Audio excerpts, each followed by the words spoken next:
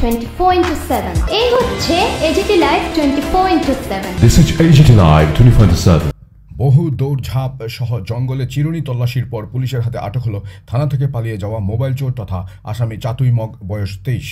13 April সন্ধ্যায় আমবাসা থানাধীন বলরাম দাস পাড়ার গভীর জঙ্গল থেকে 5টি চুরি যাওয়া মোবাইল সহ পুলিশের হাতে আটক হয় চাতুই। 14 এপ্রিল তাকে আদালতে পাঠানো সহ জিজ্ঞাসাবাদের জন্য রিমান্ডে আনা হবে বলেও জানা গেছে। প্রসঙ্গত 9 এপ্রিল রাতে মোবাইল চোর চাতুইকে তার বাড়ি থেকে এলাকাবাসীর সহযোগিতায় আটক করে পুলিশ। 10 এপ্রিল সন্ধ্যার পর বাথরুমে যাওয়ার নাম করে থানা থেকে পালিয়ে যায় সে। তারপর পরই পুলিশের ছোট বড় মাঝারি অফিসাররা চাতুইকে আটক করা সহ থানা থেকে পালিয়ে যাওয়া চোর বদনাম গোছাতে উঠে পড়ে লাগে। অবশেষে 13 এপ্রিল সন্ধ্যায় তাকে আটক করে আমবাসা থানার পুলিশ সফলতা অর্জন করে বদনামের হাত থেকে। Bureau report, AGT Live 24/7।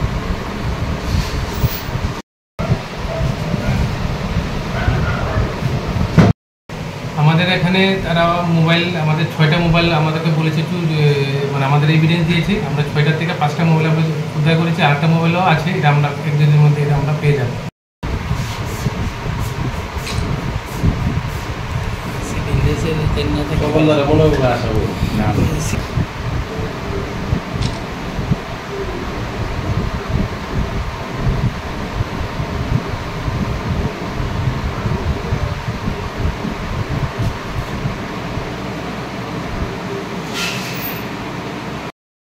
একটা জঙ্গল থেকে উদ্ধার হয়েছে।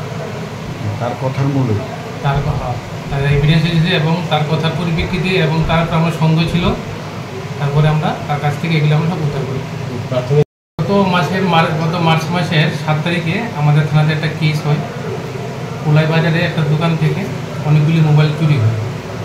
সেই সূত্রে ধরে আমরা অনেকদিন ধরে তদন্ত করছি। তদন্ত করার পরে আমরা এভিডেন্স পাইছি যে আপনাদের সামনে যে আছে চাতাই মগ এর নাম, এই মোবাইলগুলি চুরি করেছে এবং তার হেফাজত থেকে আমরা যেগুলি মোবাইল চুরি হচ্ছে সবগুলি মোবাইল আপনাদের সামনে আছে, এগুলি আমরা উদ্ধার করি এবং তাকে আমরা এই মামলায় আমরা অ্যারেস্ট করি। ওকে আমরা আজকে বলরাম দাসপাড়া এরিয়াতে একটা জঙ্গল থেকে আমরা অ্যারেস্ট করি এবং তার কাছে মোবাইলগুলি ছিল এবং এগুলি আমরা সিজ করি আমরা থানাতে নিয়ে আসি। প্রাথমিক তদন্ত চলছে, জাস্ট আমরা আজকে ওকে অ্যারেস্ট করেছি। আমরা তদন্ত করে আমরা সবগুলি আমরা বের করবো। আর ওর সাথে আরও কেউ যুক্ত আছে কিনা বা কে ইন্ধন দিয়েছে বা গ্যাং কি আছে কিনা আমরা বের করবো। এটা ওর উপরে আমাদের সন্দেহ ছিল। আমরা জিজ্ঞাসাবাদের জন্য ওকে আমরা এনেছিলাম থানাতে জিজ্ঞাসাবাদ করার পরে ওকে আমরা বলছি বাড়িতে যাওয়ার জন্য। যাওয়ার সময় পালিয়ে দৌড় দিয়ে চলে গেছে আর কি। তারপর আমাদের সন্দেহর তীরটা আরও ওর উপরে বৃদ্ধ হয় যে কেন ও গিয়েছে। আমরা ওকে জাস্ট যাওয়ার জন্য বলছি, যে সময় থানার থেকে বেরোচ্ছে ওই সময় দূরে চলে গেছে।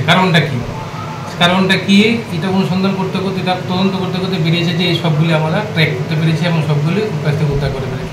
সামনে তো যদি পালিয়েছিল না পেছনে তো